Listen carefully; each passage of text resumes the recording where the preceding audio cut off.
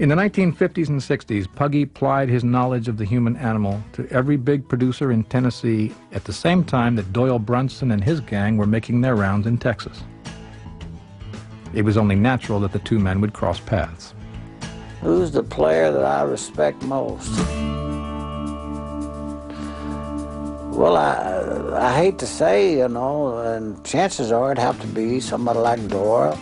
By the late 1960s, Puggy and Doyle decided to look for greener pastures, as in U.S. currency green. And so another great migration west began. This time, the stop was Reno, Nevada.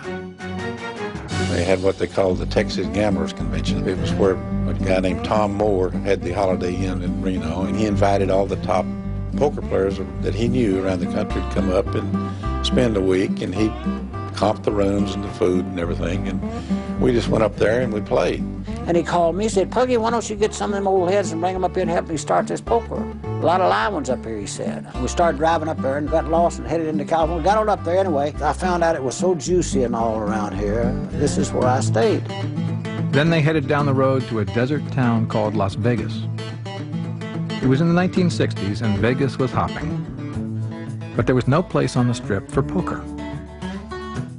Unlike almost every other game of chance, poker played with no seat at the table for the house. No seat, no money for the house.